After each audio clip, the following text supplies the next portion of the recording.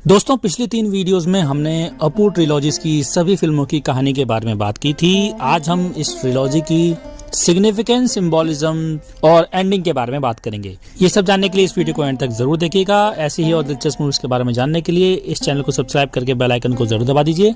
तो चलिए वीडियो शुरू करते हैं। हेलो दोस्तों, मेरा नाम है अमन और आप देख रहे हैं सिनेमैटिक ज्ञान। Let's get started.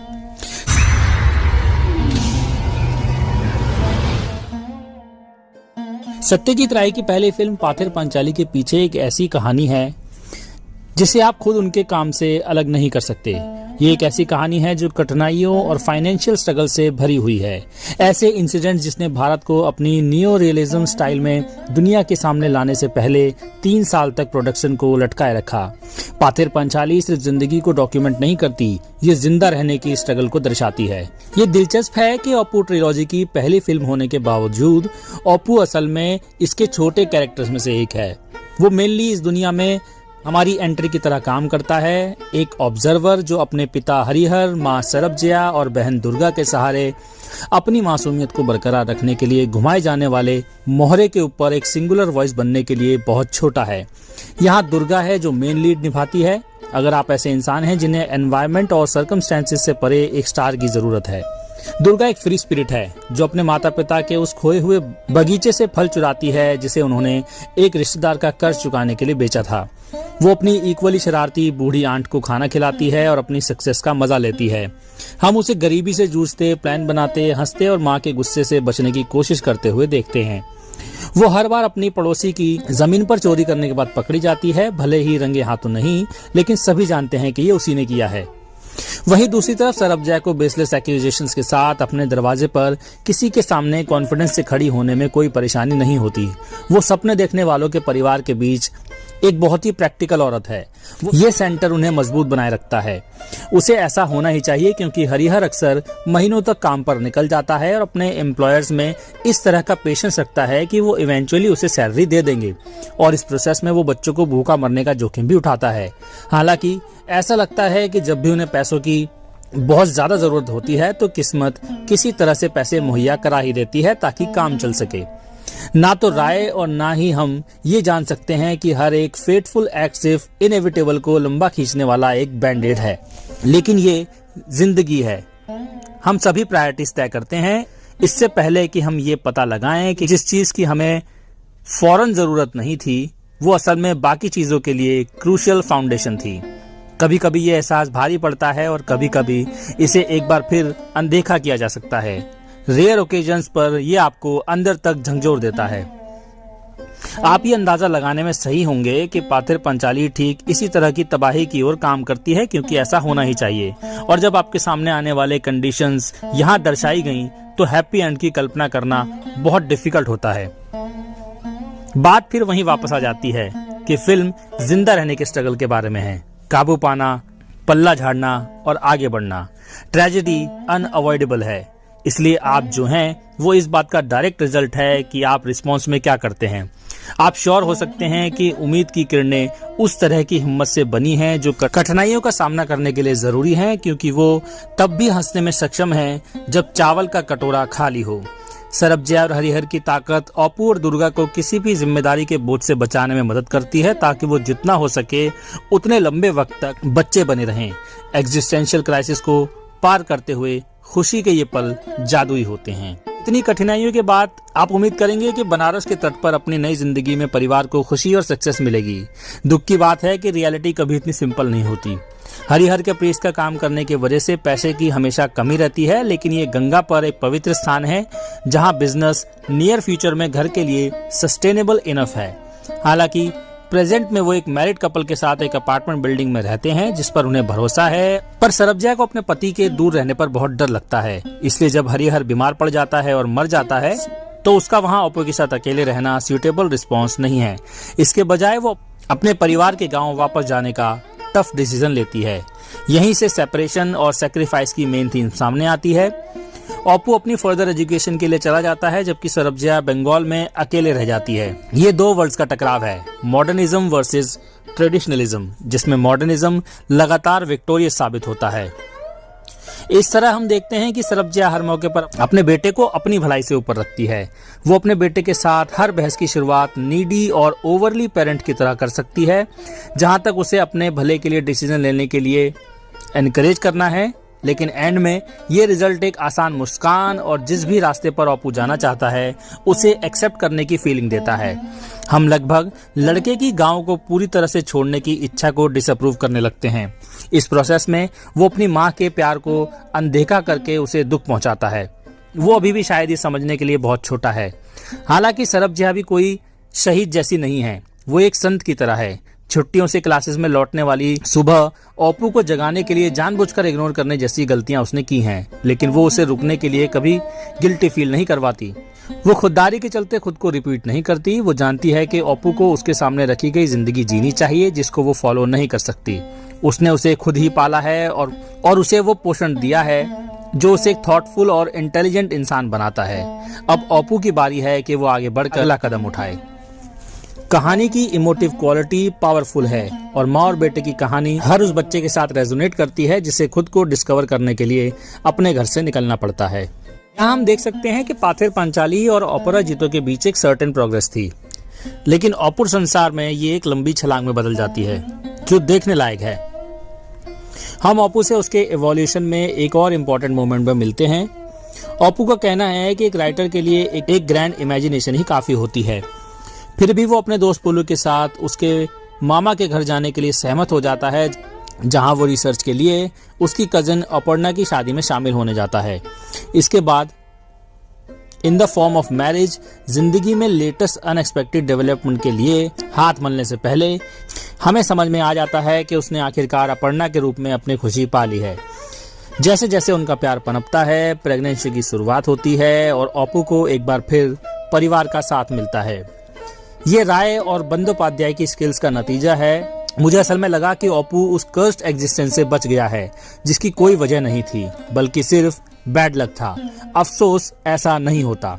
उसका कंक्लूजन कड़वा और उम्मीद भरा हो सकता है, लेकिन वहां तक का रास्ता इमोशनली उतना ही विनाशकारी साबित होता है जितना कि उनके पहले 2 पार्ट्स के दौरान हुआ था।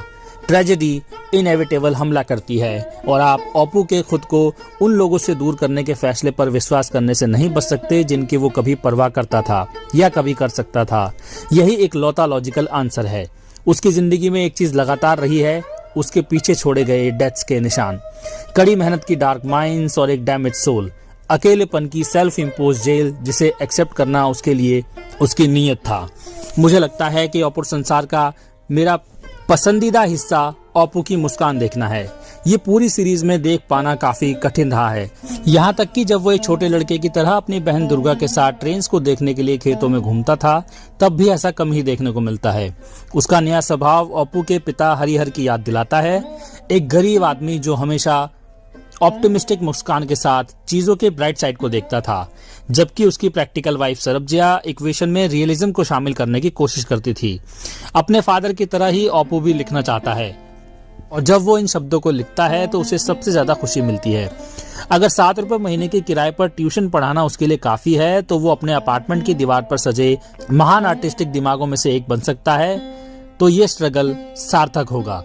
हालांकि अपने फादर की तरह ही वो रोजमर्रा की भागदौड़ में उलझा रहता है, क्योंकि ये वही है जिसकी उसके परिवार को जरूरत है। जब ये बवंडर शादी के इक्वेशन में एंटर करता है, अपर्णा उसे एक सच्चा प्यार देती है जो उसने इतने लंबे वक्त से एक्सपीरियंस नहीं किया है, जो इतना इंस्पायर करता है कि वो अपने नॉवेल को एक तरफ रख देता है और काम पर ना होने पर उसके साथ रहता है। आपको हैरानी होती है कि शायद अपू की एडोलेसेंस इतनी दिल टूटने के बाद एक कठिन और उथल पुथल भरी जर्नी रही होगी, लेकिन उसके माँ बाप हमेशा मजबूत रहने में सक्षम थे और ये मेक श्योर करते थे कि वो इमोशनल डिवेस्टेशन में ना फंसे। जब दुर्गा गुजर गई तो वो नए सिरे से शुरू करने और उसे वो सब कुछ देने के लिए अपने घर से चले गए जिसकी उसे जरूरत थी। जब हरिहर गुजर गया तो सरबजिया ने उसे संभाला और अपू के लिए बड़े सपने देखने और अपने लक्ष्य को हासिल करने का एक तरीका निकाला। लेकिन इस बार ट्रेजेडी तब होती है जब उसे सहारा देने वाला कोई नहीं होता। एक बेहतरीन टाइम लैप्स सीक्वेंस में अपू के चेहरे पर बढ़ती दाढ़ी के अलावा कुछ नहीं है। हम देखते हैं कि कैसे शोक उसे कमजोर कर देता है। उसके ससुराल वाले कॉन्शियसनेस में नहीं हैं। पुलू काम करने के लिए विदेश गया हुआ है और अपू के घर पर बैठने से ये एंश्योर होता है कि वो जो दर्द महसूस कर रहा है वो हमेशा उसके दिमाग में बना रहे। पीछे हटना कुछ हद तक कायरता वाला तरीका है, लेकिन अपू को देखने से ये समझ में आता है कि दूसरों की बात तो छोड़िए, वो मुश्किल से खुद की देखभाल कर सकता है। हालांकि आपको ये विश्वास करना होगा कि उसके माँ बाप की दृढ़ता की याद इवेंचुअली उसके चारों ओर के बादलों को मिटा देगी। पुलू जैसे लोगों की एक झटकी उसे उस जिंदगी की याद दिलाएगी, लेकिन सिर्फ उसका दिल ही उसे असल में रिवाइव कर सकता है। चलिए दोस्तों, अब बात करते हैं अपू ट्रिलॉजी की सबसे प्रोमिनेंट थीम के बारे में, जो है डेथ। अपू का रास्ता चुनौतियों से भरा है और उनके बीच डेथ की थीम एक मेन रोल निभाती है। ट्रिलॉजी में अपू की जिंदगी के अलग अलग स्टेजेस को दर्शाया गया है, जिसमें वो डेथ से जूझ रहा है। वो कई कठिन सिचुएशन से गुजरता है, जैसे ट्रॉमा, लॉस और फेलियर्स, और इवेंचुअली मैच्योरिटी के साथ रियलिटी को एक्सेप्ट भी करता है। ट्रिलॉजी की तीनों फिल्मों में डेथ के सीक्वेंस को शानदार इनोवेशन के साथ मार्क किया गया है, जो उन्हें अपू के मन में एक पर्सनल एक्सपीरियंस की नई इंटेंसिटी देने के लिए कैलकुलेट की गई हैं। राय का लेंस चाइल्ड अपू के मेंटल वर्ल्ड को फॉलो करता है, जो ट्रिलॉजी के एंड में मैच्योरिटी और मोक्ष प्राप्त करता है, जो कि वल्नरेबिलिटी, निराशा, निराशावाद, एस्केपिज्म और कठोरता से भरी एक थकाऊ जर्नी के बाद होता है, जो उसके द्वारा सामना की गई डेथ्स और पर्सनल लॉसेस के कम्युलेटिव रिजल्ट्स हैं। भारत के रूरल वेस्ट बंगाल में शूट की गई पहली फिल्म पाथेर पंचाली में कैमरे ने लाइफ और डेथ के बीच के सीन्स को खूबसूरती से बुना है। जंगल में इंदिर की मौत अपू के लिए मौत के कॉन्सेप्ट से पहले एनकाउंटर को आर्क करती है। निमोनिया से दुर्गा की डेथ अपू की जिंदगी पर बहुत बड़ा असर डालती है। फिल्म में एक सीन है जहां गांव छोड़ने से पहले अपू दुर्गा का चुराया हुआ हार एक तालाब में फेंक देता है, जो सिंबॉलिकली दुर्गा की कहानी को एंड करता है। दूसरी फिल्म अपराजितो में 10 साल के अपू को अपने फादर हरिहर की बीमारी से जूझते हुए दिखाया गया है। हरिहर क्रिटिकली बीमार पड़ जाता है और उसकी डेथ के बाद अपू और उसकी मां सरबजया को खुद की देखभाल करनी पड़ती है। सरबजया पैसे कमाने और अपू की पढ़ाई का खर्च उठाने के लिए बनारस में एज अ मेड काम करना शुरू कर देती है। फिल्म में अपनी मां के लिए उसकी चिंता नेग्लिजिबल है। फिल्म में अपू अपनी मां की गंभीर बीमारी के बारे में भोला बना रहता है। जब अपू कलकत्ता में पढ़ाई कर रहा होता है, तब सरबजया बिना किसी इलाज या देखभाल की वजह से मर जाती है। अपू संसार में अपू की अपर्णा अपने गांव में डिलीवरी के दौरान मर जाती है। अपर्णा की डेथ अपू की जिंदगी में बहुत बड़ा बदलाव लाती है। वो अपने सभी सपनों को दफना देता है और अपनी नॉवल को भी त्याग देता है। अपू संसार के लास्ट सीन के लिए नदी के किनारे की चॉइस, जहां अपू अपने बेटे काजोल को अपने कंधों पर ले जाता है, फिलोसॉफिकली चार्ज्ड है, जो जिंदगी के एंडलेस उतार चढ़ाव को कन्वे करता है, जिसे बाधाओं के बावजूद जारी रहना चाहिए। हमारे फिलोसफी के क्षेत्र में, जहां लाइफ और डेथ दोनों को दुनिया में ह्यूमन जर्नी के दो अलग अलग इल्यूजरी स्टेजेस के रूप में माना जाता है, बर्थलेस और डेथलेस आत्मा अनंत के बारे में ह्यूमन माइंड के सेल्फ रियलाइजेशन को बर्थ और डेथ से मुक्ति के रूप में महत्व दिया जाता है। इसी तरह अपू ट्रिलॉजी में राय ने ह्यूमन लाइफ की एलिमेंटल ब्यूटी और अल्टीमेट रियलिटी की खोज की है, जो डेथ के सीक्वेंसेस, निराशाजनक दुख के सीन्स और अपू की मानसिक दुनिया में भीषण स्ट्रगल के पीछे छिपी है। इस तरह अपू की पॉइग्नेंट जर्नी के जरिए राय जिंदगी को क्रिएशन, प्रेजर्वेशन और डिस्ट्रक्शंस की साइकिल के रूप में डिपिक्ट करने का मेटाफिजिकल टास्क पूरा करते हैं। यहाँ एक दिलचस्प चीज ये भी है कि हर बार जब कोई डेथ उसके परिवार को छूती है तो बाकी मेंबर्स वहां से चले जाते हैं, सिवाय इंदिर की मौत के। दुर्गा की डेथ के बाद हरिहर कहता है मेरे लिए यहाँ कुछ भी नहीं बचा है, और वो परिवार को बनारस ले जाने का फैसला करता है। हरिहर की डेथ के बाद सरबजया अपू को ग्रैंड अंकल के गांव मनसापोटा ले जाती है। सरबजया को खोने के बाद अपू को पता है कि उसके पास लौटने के लिए कोई जगह नहीं है। एक पल के लिए उसे जहां चाहे वहां जाने की आज़ादी मिल जाती है, लेकिन अल्टीमेटली उसे एहसास होता है कि उसके आगे एक अकेली जिंदगी है। हर एक डेथ अपू की आइडेंटिटी के अलग अलग पहलू, यानी नेफ्यू, भाई, बेटा, पति, इन सभी का एंड दर्शाती है, क्योंकि वो गहरे दुख से जूझता है। सत्यजीत राय ने इन नैरेटिव्स को स्किलफुली गढ़ा है, जीवन की कॉम्प्लेक्सिटीज और डेथ की इनएविटेबिलिटी को एक्सप्लोर किया है। अपू की जर्नी ह्यूमन एग्जिस्टेंस की खोज बन जाती है, जिसमें हर एक लॉस उसकी जिंदगी में एक बदलाव के मोमेंट की तरह काम करता है। ये ट्रिलॉजी जिंदगी के स्ट्रगल्स और डेथ के इम्पैक्ट का एक टाइमलेस सिनेमैटिक पोर्ट्रेयल बनी हुई है। अब बात करते हैं ट्रिलॉजी में यूज हुए एक कांस्टेंट सिंबोलिज्म के बारे में, जो है ट्रेन्स। अपने फिल्म मेकिंग के ज्यादातर पहलुओं की तरह सत्यजीत राय ने अपनी कहानियों को आगे बढ़ाने और गहन इमोशनल सिग्निफिकेंस के मोमेंट्स में विजुअल्स और क्यूज प्रोवाइड करने के लिए खूबी के साथ ट्रेन्स और विशाल इंडियन रेलवे को फिल्माया है। ओप्पो ट्रिलॉजी में हम ट्रेन्स को देखते और सुनते हैं, लेकिन हम ट्रेन से बाहर कैरेक्टर्स की आंखों के जरिए बदलते लैंडस्केप्स को भी देखते हैं। जैसे जैसे ट्रिलॉजी आगे बढ़ती है और यंग ओप्पो गांव से टाउन और फिर सिटी की ओर बढ़ता है, ट्रेन और रेलवे ट्रैक नैरेटिव के साथ साथ चलते हैं, सुंदर और पॉइग्नेंट तरीकों से इंटरवीन करते हैं। जब लोग ट्रिलॉजी में फेमस ट्रेन सीन के बारे में बात करते हैं तो वो आमतौर पर पाथेर पांचाली में सपने जैसे सीक्वेंस का जिक्र करते हैं, जब ओप्पो और उसकी बड़ी बहन दुर्गा पहली बार एक ट्रेन देखते हैं। लेकिन ओप्पो ट्रेन देखने से पहले फिल्म में पहले ही से सुन चुका होता है, जब रात के बाद निश्चिंदीपुर के एक शांत फैमिली मोमेंट में स्टीम इंजन की आवाज सुनाई देती है और वो दुर्गा से पूछता है कि ये कहाँ जा रही है। उसकी क्यूरियोसिटी देखते ही बनती है। जब ओप्पो और दुर्गा अपने गांव के बाहर ऊंचे सफेद कांच के फूलों के बीच दौड़ते हैं तो ट्रेन और उसका काला धुआं एक्साइटेड भाई बहन को एक विशाल मिस्टीरियस मेटेलिक बीस्ट की तरह काटता हुआ उन्हें उनके प्री इंडस्ट्रियल लाइव्स में एक ऑ इंस्पायरिंग मोड पैदा करता है। चाइल्ड ओप्पो फ्यूचर की झलक देखता है और सिनेमैटिक पोएट राय उस मैजिकल एक्साइटमेंट को वैसे ही कैद करते हैं जैसा कि सिर्फ वही कर सकते हैं। बाद में जब ओप्पो की मां सरबजिया अपने पति से जो गुजर बसर करने के लिए स्ट्रगल कर रहा है उससे कहती है कि उन्हें इनकम के ज्यादा अश्योर्ड सोर्स के लिए काशी जाने पर विचार करना चाहिए, तो हमें एक ट्रेन की धीमी लेकिन साफ गड़गड़ाहट सुनाई देती है। हरिहर अपनी पत्नी के विचार को खारिज कर देता है, लेकिन जल्द ही एक ट्रेजेडी और शायद एक ट्रेन उन्हें काशी ले जाती है। पाथेर पांचाली को शुरुआती शॉट में अपराजितों से जोड़ने वाली ट्रेन अब हैरानी और मिस्टीरियस की चीज नहीं रही, लेकिन ट्रेन्स अक्सर अपराजितों में मेमोरीज और नॉस्टैल्जिया की इंटेंस सेंसेशन जगाती हैं। हरिहर की मौत के बाद ट्रेन से जुड़े ऐसे मोमेंट आते हैं जहां बहुत कम कहा जाता है, फिर भी राय बहुत कुछ कन्वे करने में कामयाब होते हैं। ओप्पो और सरबजिया फिर से बनारस से बंगाली गांव मनसपोटा के लिए निकल जाते हैं। हाँ, ओप्पो बड़ा होगा और स्कूल जाएगा। वो ट्रेन की खिड़की से बाहर देखती है और धीरे धीरे सेमी अर्बन बदसूरती और भीड़ एक खूबसूरत सीन में बदल जाती है। हम उसकी हल्की मुस्कान और रविशंकर के प्यारे स्कोर से जानते हैं कि उसे हरिहर के एंसेस्ट्रल विलेज निश्चिंदीपुर की याद आती है, जहां ओप्पो का जन्म हुआ था और जिससे हम पाथेर पांचाली में बहुत फैमिलियर हो गए थे। जब वो मनसपोटा में अपने नए घर में पहुंचते हैं तो यहाँ हमारी एक पुरानी याद ताजा होती है, लेकिन इस बार ओप्पो जो एक गुजरती ट्रेन को देखने के लिए दरवाजे की ओर दौड़ता है और एक्साइटमेंट से उसकी ओर इशारा करते हुए चिल्लाता है, वो आज इस ट्रेन को देखने के बाद एकदम से सीरियस हो जाता है। आगे कुछ नहीं कहा जाता है, लेकिन राय हमारे लिए ओप्पो की प्यारी बहन दुर्गा को खोने की अचानक याद की कल्पना करने के लिए सिनेमैटिक स्पेस और मूड बनाते हैं जो इस गांव से बहुत अलग नहीं है। ओप्पो को स्कॉलरशिप मिलने के बाद और बीमार सरबजिया की इच्छा के उलट कलकत्ता जाने के बाद ट्रेन्स की साइट्स और साउंड उसके लिए तड़पने का क्रूअल मेटाफोर बन जाती हैं। ओप्पो के इंतजार में माँ बेटे के रिश्ते की कॉम्प्लेक्स डायनामिक्स अपराजितों का सबसे हार्ट रेंडरिंग हिस्सा है। साथ ही राय हमें ट्रेन के बारे में पोएटिक व्यू से दूर ले जा रहे हैं। ओप्पो जिस ट्रेन से कलकत्ता आता जाता है उसमें पसीने भरी गर्मी में शरीर एक दूसरे से सटे हुए हैं। तेल के सेल्समैन अपना सामान बेच रहे हैं और परेशान पैसेंजर्स जर्नी के एंड तक पहुंचने के लिए बेसब्र दिखाई देते हैं।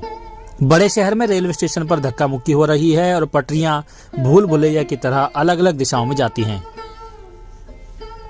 ट्रिलॉजी के आखिरी पार्ट ओप्पो संसार में रेलवे के साथ रोमांस कलकत्ता की अनप्लेजेंट अर्बन रियलिटी के सामने टिक नहीं पाता। ओप्पो का जर्जर किराए का कमरा रेलवे की पटरियों के सामने है। ट्रेन और शायद मॉडर्न सिविलाइजेशन भी अब एक चीखती हुई अनवेलकमिंग और कॉन्स्टेंटली प्रेजेंट है, जो कंफर्ट के लिहाज से बहुत करीब है और इससे कोई बच नहीं सकता। भारत को आजादी मिलने में अभी कुछ साल बाकी हैं।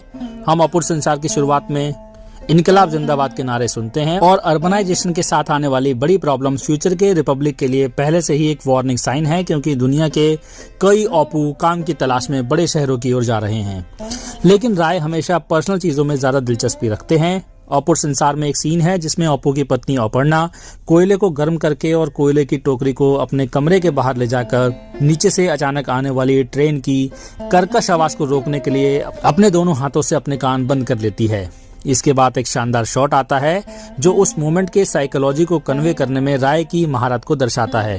अपू इस बात को लेकर इनसिक्योर है कि वो कलकत्ता में अपने साथ रहने के लिए एक संपन्न परिवार की लड़की को घर लाया है। जब वो कोयले की टोकरी के पास जाता है तो उसका धुआं फ्रेम में भर जाता है, जिससे वो धुंधला हो जाता है, जबकि ट्रेन के इंजन का अपना धुआं बैकग्राउंड में गहरे रंग का दिखाई देता है।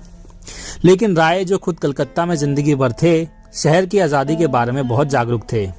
यात्रियों की नजर से दूर रेलवे ट्रैक पर चलते वक्त विडंबना ये है कि सबसे पब्लिक प्लेस में अपू को अपर्णा का लेटर पढ़ने का वक्त और एकांत मिलता है। तीनों फिल्मों में ट्रेन की सेंट्रलिटी को देखते हुए ये शायद सैडली ठीक होगा कि अपू ने आखिरी बार अपर्णा को तब देखा था जब वो ट्रेन में अपने माँ बाप के घर जा रही थी, जहाँ से वो कभी लौटी ही नहीं। उसकी डेथ के बाद अपू मेंटली बहुत डार्क स्पेस में पहुंच जाता है, जिसे राय ने क्लोजअप और मिरर्स का यूज करके दर्शाया है, जो शायद जर्मन एक्सप्रेशनिज्म के लिए एक ट्रिब्यूट था। इस अशांत स्टेट ऑफ माइंड में ट्रेन की आवाज मौत का सायरन बन जाती है और रेलवे ट्रैक सुसाइड का स्थान बन जाता है। अपू लास्ट मोमेंट में इस कगार पर आ चुका होता है। ट्रिलॉजी भी इवेंचुअली एक ज्यादा होपफुल कल्मिनेशन तक पहुंचती है, लेकिन ट्रेन जर्नी और उसका सिंबोलिज्म लगभग अपनी खुद की एक ग्रैंड नैरेटिव आर्क को पूरा कर चुका है। चलिए दोस्तों, अब बात करते हैं इस ट्रिलॉजी की एंडिंग के बारे में। मुझे लगता है कि ट्रिलॉजी प्रोग्रेस के बारे में है, हाँ, लेकिन उससे भी ज्यादा जुड़ाव यानी कनेक्टेडनेस के बारे में। अपू संसार में अपू एक ऐसा आदमी है जो कनेक्ट करना पसंद नहीं करता, वो कल्पना करना पसंद करता है। अपनी नॉवल लिखना, कविता पढ़ना, अपनी बांसुरी बजाना, प्यार की कल्पना करना, ऐसी चीजें जो उसके अंदर से बाहर की ओर जाती हैं। अगर आप किसी से कनेक्टेड हैं तो वो मूवमेंट रिवर्स हो जाती है। बाहरी फोर्सेस आपको कंट्रोल करती हैं। फाइनेंशियल जरूरतें, ज्योतिष, परंपरा, धर्म, परिवार, प्यार। यहाँ अपू एक औरत से सबसे इंटीमेट तरीके से कनेक्ट करता है। वो कनेक्शन एंड हो जाता है और फिर से डिस्कनेक्टेड हो जाता है। एंड में वो अपने अबैंडन बेटे से कनेक्ट करता है, जो मुझे पाथेर पांचाली में पहली बार मिलने वाले अपू की याद दिलाता है। अब यहाँ एक सवाल उठता है कि अपू की एक्सपीरियंस की गई ट्रेजेडीज दूसरे लोगों को कैसे बदल देंगी। अगर मैं अंदाजा लगाऊं तो कई लोग किसी न किसी मामले में ओल्डर अपू से रिजेंबल करते होंगे। मैं कल्पना नहीं कर सकता कि अगर मैं उसी तरह निराशा को एक्सपीरियंस करता तो मेरा वर्ल्ड व्यू कैसे डिसमेंटल हो जाता। ये फैक्ट कि अपू की दुर्दशा कल्पना से भी कम है, फाइनल पे ऑफ को और भी ज्यादा पावरफुल बना देती है। किसी को निराशा में देखना दुखद है, दुनिया से दूर और उसके चार्म से दूर, खासकर कोई ऐसा इंसान जो पहले डिफिकल्ट सर्कमस्टेंसेस में इतनी जल्दी मुस्कुराता था। ट्रिलॉजी का एंड मेरी राय में फिल्म की हिस्ट्री के सबसे पावरफुल मोमेंट में से एक है। राय हमें उम्मीद की एक झलक दिखाने के लिए बिल्कुल लास्ट मोमेंट तक इंतजार करवाते हैं। हमें इसे एब्जॉर्ब करने के लिए मुश्किल से वक्त मिलता है, जब तक कि हम ये सोचने ना लगें कि अपू के रोमांच उसे आगे कहां ले जाएंगे। लेकिन हमें ऑप्टिमिज्म की फीलिंग दी जाती है। लेकिन हाँ, ये एक मैनिपुलेटिव और सेंटिमेंटल हैप्पी एंडिंग नहीं है। हम शायद कन्विंस ना हो कि चीजें ठीक होने जा रही हैं। अपू को बेशक अपनी जिंदगी में और चुनौतियों का सामना करना पड़ेगा। लास्ट मोमेंट इतने पावरफुल इसलिए हैं क्योंकि वो एबिस में जा चुके हैं और वो पार्शियली वापस आ चुका है। भले ही वो पूरी तरह से समाज में वापस नहीं आया हो, लेकिन उसने कुछ ऐसा हासिल कर लिया है जिससे वो अपनी लाइफ को मीनिंग देगा। उम्मीद है कि उसका भाग्य बदल जाएगा और वो फिर से अपनी कोई प्यारी चीज नहीं खोएगा। लेकिन अगर ऐसा होता है तो हम रीजनेबली अश्योर्ड हैं कि उसके पास एक फ्रूटफुल लाइफ जीने के लिए टूल्स हैं। इसी वजह से ये एंडिंग ऑप्टिमिस्टिक होने के साथ साथ खूबसूरत भी है। तो दोस्तों, ये था अपू ट्रिलॉजी का एक्सप्लेनेशन। आई होप आपको भी मूवी ज़्यादा बेहतर तरीके से समझ आ गई होगी और मैं उम्मीद करता हूँ कि आपको वीडियो अच्छी लगी होगी। अगर अच्छी लगी तो इसको लाइक कीजिए। अगर आपके कुछ सवाल या ओपिनियन चाहते हैं उन्हें कमेंट सेक्शन में शेयर कीजिए। इस वीडियो को शेयर कीजिए। मैं मिलता हूँ आपसे अगली वीडियो में। Thanks for watching. Bye bye.